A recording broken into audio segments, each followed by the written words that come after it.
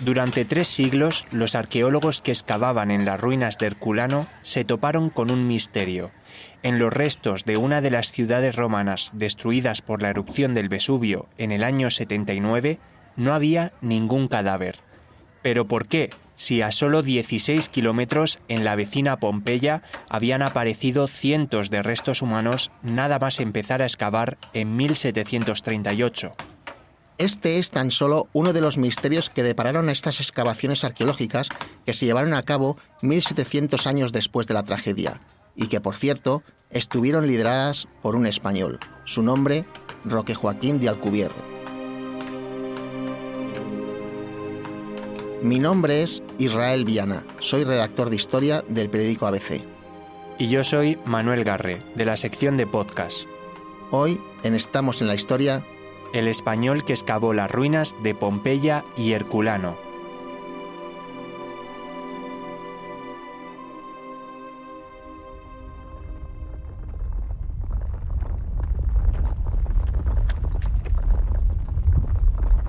La erupción del Vesubio se produjo el 24 y 25 de agosto del año 79 después de Cristo. Destruyó las ciudades romanas de Pompeya, Herculano y otras tantas de la región de Campania. En concreto, las que se encontraban al sureste del volcán, por donde descendió la lava. Así relató lo ocurrido Plinio el Joven muy pocos años después. Amplias capas de fuego iluminaban muchas partes del Vesubio. Su luz y su brillo eran más vívidos por la oscuridad de la noche. Era de día en cualquier parte del mundo, pero allí la oscuridad era más espesa que cualquier otra noche. Una nube negra y espantosa, desgarrada por ardientes vapores que se retorcían centelleantes, se abría paso en las lenguas de fuego semejantes a relámpagos, pero de mayor tamaño. ¿Cómo vivieron los habitantes de los pueblos sepultados aquella catástrofe? ¿Y qué dicen los últimos estudios? Hablamos con el historiador Daniel García Varo. Él es autor de Herculano, la ciudad del Vesubio, libro publicado por la editorial Almozara. La verdad es que el sufrimiento de los habitantes de Pompeya y Herculano fue brutal. La erupción del Vesubio en el año 79 arrasó ambas ciudades, pero lo curioso es que la manera en que murieron sus habitantes fue diferente. En Pompeya, por ejemplo, la gente murió asfixiada. Primero empezó a caer ceniza y piedra volcánica y la ciudad se fue cubriendo poco a poco. Pero luego llegaron los gases tóxicos y el calor extremo. Es por eso que muchos murieron atrapados en sus casas o en las calles y no pudieron escapar. En cambio, en Herculano fue otro nivel. Ahí llegó una oleada piroclástica, un flujo de gases y ceniza a temperaturas tan altas que la gente murió en cuestión de segundos. Se cree que el calor fue tan intenso que literalmente llegó a vaporizar la piel de las víctimas. ¿Y cómo sabemos esto? Pues tenemos algunas fuentes escritas, verdad que tenemos las cartas de Plinio el Joven, que describen exactamente cómo fue la erupción, pero yo pienso que sobre todo son los propios cuerpos los que nos dan la mejor información. Nos cuentan cómo murieron, a qué temperatura estuvieron expuestos esos cuerpos, e incluso lo que comieron antes de la tragedia. El tío de Plinio el Joven, el gran militar y escritor romano Plinio el Viejo, fue una de las víctimas. No se sabe con exactitud cuántas personas murieron en aquella catástrofe, pero sí que se sabe que muy pocos sobrevivieron. La ciudad de Pompeya tenía 20.000 habitantes y la de Herculano 5.000. Pompeya quedó cubierta por una gruesa capa de cenizas y lava, mientras que Herculano y otras localidades menores, como Stavia y Oplontis, quedaron anegadas por una avalancha de fango. Todas ellas fueron literalmente borradas del mapa, aunque no del todo. Mucha gente piensa que Pompeya y Herculano quedaron en el olvido, pero en realidad no fue así. Justo después de la erupción, el emperador Tito se preocupó por lo ocurrido y mandó investigar e incluso intentó organizar rescates por si alguna persona hubiera sobrevivido.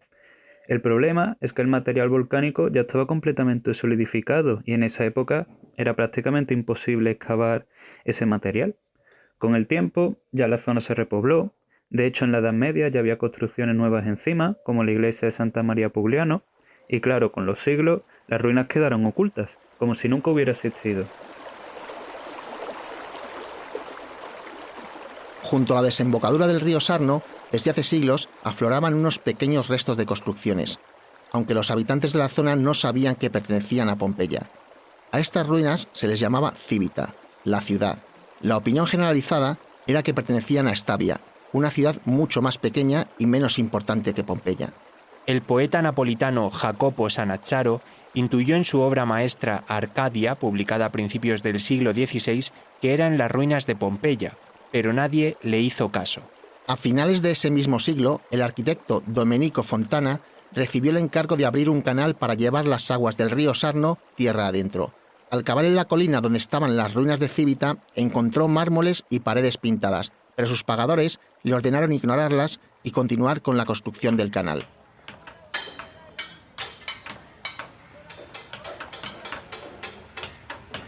Las excavaciones no empezarían ya hasta el siglo XVIII, y todo fue porque, hubo hallazgos fortuitos de personas locales que llamaron la atención del rey Carlos III de España y, claro, de Alcubierre, que fue la persona encargada de la excavación. Vayamos al comienzo de la historia de las excavaciones.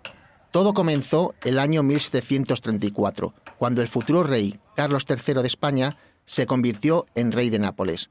Este ordenó a Roque Joaquín de Alcubierre construir el Palacio Real de Portici como residencia veraniega. Roque Joaquín de Alcubierre, era un ingeniero y militar español. Sabemos que nació en Zaragoza en el 1702, pero lo interesante es que él no era arqueólogo, ni historiador ni nada parecido. Su trabajo estaba más enfocado en la construcción de fortificaciones militares. Antes de llegar a Italia, lo que es la zona de Herculano y Pompeya, participó en varios proyectos en España, sobre todo en la zona de Cataluña. Luego lo enviaron a Italia junto a su jefe para trabajar en la construcción del Palacio Real de Portici. En esta zona había rumores sobre la existencia de restos romanos enterrados, y Alcubierre, que era un tipo bastante curioso, empezó a investigar. Entonces le propuso al rey Carlos III iniciar excavaciones para descubrir qué había allí, y el rey aceptó, pero con un objetivo muy claro. Debía recuperar los objetos valiosos y documentar esos hallazgos, se los debía informar cada día al rey. En esa época no existía la arqueología como la entendemos hoy, no estaban interesados en reconstruir la historia, sino en encontrar esculturas, frescos, al fin y al cabo objetos de valor, ¿no? Así que ya hasta el año 1738, Alcubierre comenzó la excavación en Herculano y unos 10 años después ya se descubrió Pompeya y se comenzó a excavar. Durante la labor de adecuación del entorno, Alcubierre conoció la existencia del Pozo Nocerino, donde 30 años antes se habían extraído una serie de esculturas. El ingeniero zaragozano escribió en su diario: existía la opinión de que en aquel sitio se hallaba edificada una antigua ciudad, lo que se demostraba a través de los pozos de algunas casas, que tenían más de 21 metros de profundidad. Por iniciativa personal bajé a uno de esos pozos para reconocerlo y encontré la porción de muro antiguo con revestimiento rojo. Entonces elegí solo a uno de los muchos obreros que tenía a mis órdenes y, provistos ambos de antorchas y cuerdas, volvimos a bajar a dicho pozo. Una vez allí, le expliqué lo que tenía que hacer, que era cavar junto al muro durante aquel día. Al terminar, me trajo una caja llena de trozos pequeños de jaspes variados, trocitos de metal y otras cosas. Alcubierre le presentó la caja al monarca, rogándole que le permitiera seguir excavando con 4 de los 700 obreros que trabajaban en el Palacio Real, y en un nuevo descenso hallaron una escultura de mármol. Al rey le entusiasmó tanto que autorizó al ingeniero realizar las excavaciones completas del complejo. Pues la verdad que excavar en Herculano tuvo que ser un auténtico desafío, porque estamos hablando de una ciudad sepultada bajo una capa de nada más y nada menos que 25 metros de material volcánico supercompacto. Alcubierre y su equipo no podían excavar a cielo abierto, así que tuvieron que abrir túneles y bajar con cuerdas y poleas. Y claro, imagina esa situación, era como una mina. Había túneles estrechos, no tenían ventilación, los gases tóxicos emanaban cada minuto. De hecho, se dice que Alcubierre llegó a enfermar varias veces por este motivo, porque era insalubre. Pero el esfuerzo valió la pena, y entre los hallazgos más importantes están esculturas de mármol y bronce, como el caso de la escultura ecuestre de Marco Nonio Balbo. También tenemos frescos murales increíbles, como el de Teseo, venciendo al Minotauro. Y algo clave, inscripciones que confirmaron que esa ciudad efectivamente era Herculano, porque si no, no sabíamos dónde estábamos. Las excavaciones las realizaron hombres libres, trabajadores forzados y esclavos. Estos últimos fueron los encargados de perforar las galerías bajo la moderna Herculano. Hacían un trabajo de mina similar al que se ejecutaba en los asedios, cuando se horadaban túneles para derrumbar las murallas del enemigo. Durante años se propagó la falsa idea de que Alcubierre había usado cargas de pólvora para abrirse paso en el subsuelo y que había arrasado con muchos de sus restos, pero fue solo una confusión, una mala traducción de los documentos españoles sobre aquellos trabajos. Bueno, las excavaciones de Herculano no duraron tan poco como se piensa. Estamos hablando de una horquilla temporal del 1738 al 1765. Pero mientras tanto, en el año 1748, Alcubierre encontró Pompeya. Ahora, ¿cómo la encontró? Bueno, básicamente ampliando las excavaciones, escuchando a la gente local, que siempre es un método para enterarte de las cosas bastante eficaz. Ya se habían encontrado algunos restos por la zona, y poco a poco se fue confirmando que ahí había algo más grande, que no eran unas simples ruinas. Eso sí, cuando se descubrió Pompeya, los esfuerzos en Herculano empezaron a disminuir. Básicamente porque excavar Pompeya era mucho más fácil, los hallazgos eran más impresionantes, eran edificios completos y además las técnicas de excavación eran más fáciles al ser a cielo abierto, no tenían que hacer minas. Las excavaciones de Pompeya comenzaron el 2 de abril de 1748. En octubre y diciembre se excavó el anfiteatro, aunque este fue nuevamente cubierto con el fin de evitar expolios. Durante años se destruyeron las pinturas consideradas de mala calidad para evitar que terminasen en el mercado de antigüedades. Hay que tener en cuenta que el objetivo de las excavaciones de Alcubierre no era estudiar Pompeya y Herculano, sino obtener antigüedades destinadas a embellecer el Palacio Real. A pesar de ello, el interés creciente de los ilustrados de toda Europa por las excavaciones hizo que se abriera el Museo Herculanense en 1751. A partir de esa fecha, todas las piezas recuperadas que se estuvieron trasladando a la residencia real pasaron a formar parte del patrimonio de la nueva institución para ser expuestos al público. Más adelante fueron la base del actual Museo Arqueológico Nacional de Nápoles.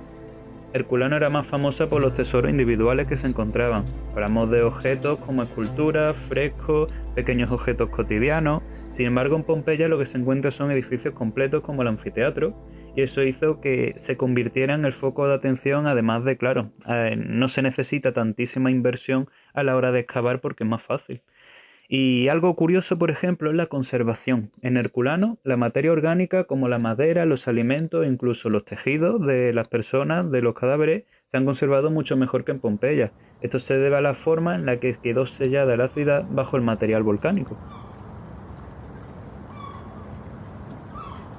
Ya han pasado 3 siglos desde el inicio de las excavaciones y Pompeya sigue ocupando titulares con cada nuevo descubrimiento que se hace. Es el yacimiento arqueológico más famoso del mundo y Herculano, sin embargo, ocupa un segundo plano. De hecho, una parte importante de la información que ofrece esta ciudad no procede únicamente de las excavaciones, sino de las investigaciones que se realizan con las últimas tecnologías de lo que se va encontrando. Incluso las heces han acabado por convertirse en una mina de datos. Quizás se deba a que los investigadores no encontraron los cadáveres que buscaban hasta 250 años después. Lo hicieron a mediados de los años 80. Pertenecían a unas 300 personas que se habían refugiado en unos almacenes cerca del mar esperando socorro. Todas ellas fueron calcinadas por una ola de gas a 550 grados centígrados expulsada por el volcán. Esta es la mayor concentración de esqueletos de la antigüedad que haya llegado hasta el presente. Así lo mostraba una impresionante portada del National Geographic de mayo de 1984. Solo las joyas y objetos de metal de las víctimas aguantaron el letal aluvión tóxico. La mayoría de las víctimas de Pompeya perecieron sepultadas.